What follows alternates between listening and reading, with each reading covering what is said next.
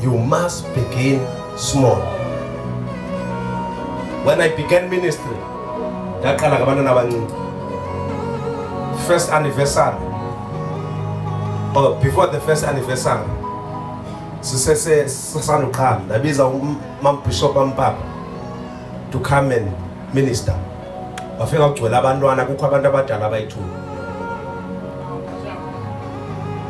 Hallelujah. Imagine it was spiritual parent.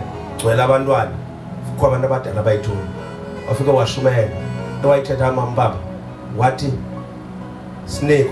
This church is going far. This church is going to take it out. What husband you want to know? Tibona ngababantwana. Na libele ba discourage ngoba yo nje fika umuntu omkhulu kanga kuza abantwana kuzikhristu. Sasibiza ba libandla lekhristu. What this church has a future.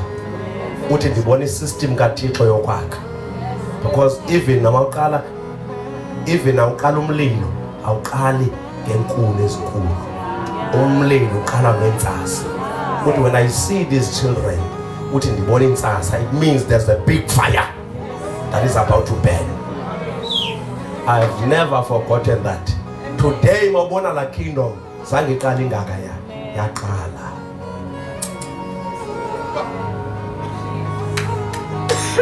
Someone say the principle of small beginnings. The principle of small beginnings.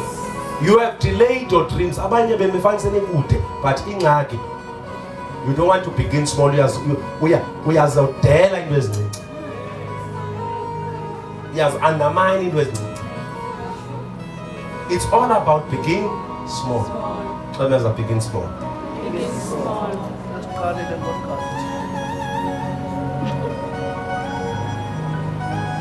Advance.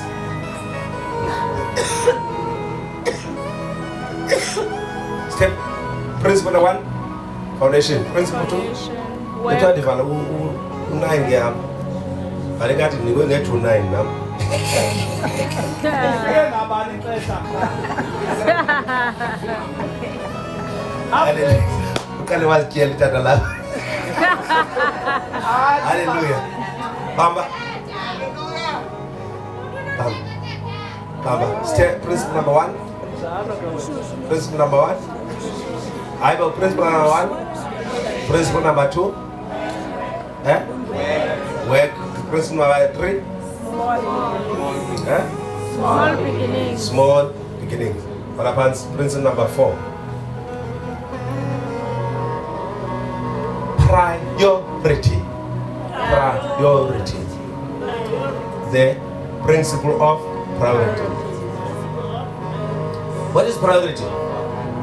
First things first, last things last. That's better. We don't understand that. Yeah. Masiqala ubani uqala njani? Uthi 10, 5, uthi 1, 2, 3. Because principle of success, you must know what are priorities, what are first things first. Sometimes we want to eat the seed Amen. and expect next of Mandwengu. He has given what? Bread to the eater. He has given what? Seed to the sower. Priority. That's why people seek ye first the kingdom of God. Why? It's priority. Priority. So you must know first things first. Nikon? Someone say first things first. Prioritize. So beg into zoqala igqibeleni.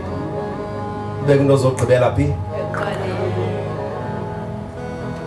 Some of you value izinto more than you value God. Uthixo ngupha the way. I was teaching abazalwane ndithi kubazalwane baba uthixo ungumuntu weziqala. Umntwana he is so jealous that ngumuntu weziqala. Read how God is. Even when he introduces himself, he says, I am Alpha, I am Omega. He claims first. Uyayiclaim, uyaziclaim kuseqaleni uthi I am Alpha Omega. Nikhona ungivuma mayiqala iBhayibheli. Mayiqala iBhayibheli. Ufuna maqala iBhayibheli ungaqala enyini. Uthi in the beginning God. He claims the beginning. Before uthetha ngenye into ba kwawukhona umhlaba, kwakutheni, uthi in the beginning God. Somebody say priority. Nikhona abazalwane? Ngoba nabathi sikhona impostile. Jonga abazalwane. That's why in the Bible makuthetha ngeminikelo. Kwakhona umnikelo ekuthiwa zi-first fruits. The first fruit of your production, of your produce. Uthi uThixo ndiyazifuna i-first fruits. Uthi nakulapha yakho ndifuna your beginning. Nama unikelayo namayifuna umnikelo kuza onyana abayi2 bezonikela. Wawamkela omnye zange wamkela omnye yinoni yamenza ohluke omnye weza ne-first pot. The fat one. Loyo omnye waza nomnikelo ogeneral. uThixo akawusikelela wasikela lo understand I principle that God is God of first. Someone say priority. Even the principle of tithe. Principle of tithe is tithe in priority. In other words, before you do anything, before you pay your accounts, before you do anything, qala ngoThixo. Uqale utransfer isishumi. Mawulindayo bamba, mawuqala ubhatala iaccount uthini emva kokukhupha ishumi, you have missed the point. The right way of paying a tithe, mayithi ngena uthumele ishumi, uthi ubhatala zonke ezinye izinto kusikhuphele ishumi. One, God is the first. The issue of priority, even namawuvuka ekuseni, before uye ku WhatsApp, before you Facebook, the first person that you are supposed to talk to, good morning, Holy Spirit. Uthethe naye is the issue of God first. In other words, when you sleep, when you start to wake up, before your phone, before your klubuka, before your emanzini, before ubulise umfazi wakho, before umncamise, umuntu oqala befana uthetha naye. Good morning, Holy Spirit. In other words, before uvuke uyochama, before uvuke befana uthi Lord, I thank you. Nobody can uthandaza, but acknowledgement. Jehovah. This is the day that the Lord has made. I will rejoice and be glad. Ungo Alpha, apina bebu Omega. The last person that you are supposed to talk to is God. Dialala ngokutiko.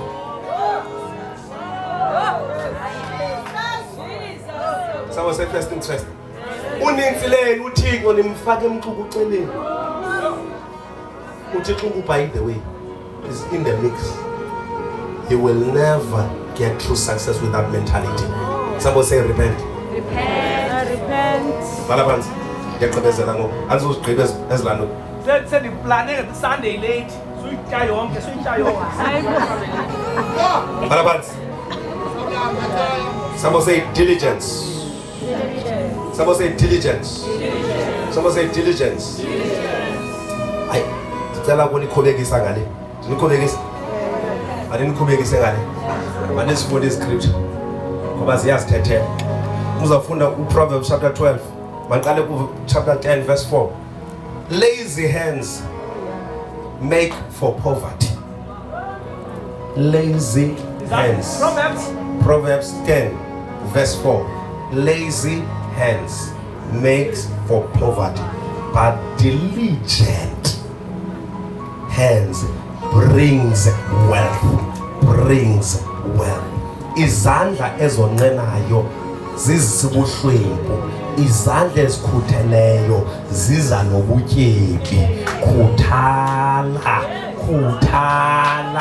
Don't just do things. Yenza ngenkuthalo. So, Jonga, mpostile kule bendibhizi into ethi quality over mediocre. Quality versus mediocre. We need to get to a point now as the church. When we do things, we do quality. Ngoba masenza izinto senza Either we do it quality or mediocre. You don't mediocre. Who by the way? Senza njengoba siyenzile. Phela sonwabe. Uba sizile ecaweni umediocre. If ecaweni ngena u10 sizovuka o11 or 11:30 sizile ecaweni. Ngoku sesizile ecaweni sihamba early. Nanda we siyakhonza but sikhonza umediocre. There's no sense of reverence. There's no sense of seriousness. No sense of commitment either. No sense of commitment. We do things and not the mediocre.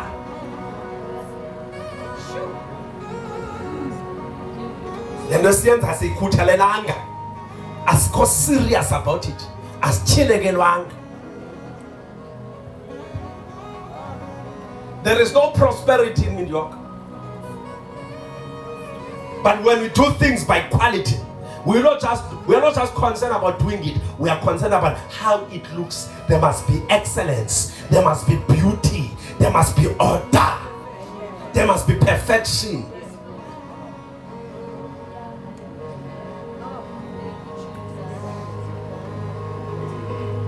If we want to take the nations, we must be people of quality.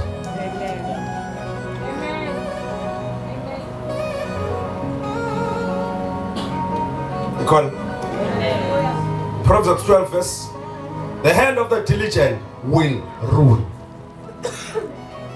but the lazy man will be to be forced labor. Forced labor. Umuntu owenqenayo uzawusebenza emakitchen, uzawusebenza nzima. Forced labor, but the hand of the diligent bazawurula. Bazawusiphatha, sawuphathwa ngabantu abakhutheleyo, abantu abonqenayo bazawusebenzela thina. Yithi uzokunqene nje. Abanye abancane isikolo namhlanje basemakitchen, uqhawe ukuthengisa ekitchen. Basebenza abanye, basebenza nzima, baphatha ama-crate. Abanye babaleka isikolo. Oh yini mama. But ke bakhona ababethwe yi-past. Not everyone, but uninzi labo basibalekile isikolo. Noba singabasizela ngosibathandazela bakhona ababenikwe i-opportunity. Asibaleka isikolo. Abanye ke bayekiswa ngabazali ngoba abazali kudala kwakuthiwa umuntu oyintombazane iyatshata azinomfundisi. Siyabulela ngoba ubathethelele nakathi ngesidala belinewali kaloku. Nikhona abazalwane? Xa beza go to school. Umuntu omtsha kule mihla ongayi esikolweni uyazenzela ngoba namhlanje urhulumente wenze ne-means uba noba khomani kokwenu ufunda. Ungene kwi-NSFAS ufunde free. Into ayidingayo namhlanje bu-clever xa ube serious incwadi zakho. If you are clever, you are busy with your books, uzawufunda. Cela beza be diligent. Why sitsho kuwe siyaqela uba masomdala usihluphe. Ngawuthini? Uthini? Funeka ukuthandazela. Utata undiphethe kakubi. Umedem. Mayibe igeneration endala ingabi nguwe. Wena uzalwe kwisizulwana where opportunities are there. Sabathethelela komama bazalwe kwixesha le-apartheid. Abebenikwe ibantu education. Ngoba ke babethwa i-system. Wena i-system yakuvumela. Go to school. Don't be lazy. If you are lazy, tomorrow sadibana nawe ka-Shoprite. Usindwa ngama-crate. Glory. Abantu abasindiswe bayasonqena isikolo. Go to school. Vutha ufunda. Thandaza ufunda. Hallelujah. Thetha ngelwimi ufunda. Sifuna abantu abafundileyo abazi-accountant. Niyeke makuthiwa kubalwa imali kube phethwe i-black book. Ubhalwa ngani? Ubhalwa nobuza lelo khani ke nitayiphe kubekwe i-projector kwenza i-presentation kubonakala uba le nto excellent. Ndicela ukubuza sizawujoyina i-accountant ukuthi uba kuyabalo ubani mani uthatha kuyabheka kuyona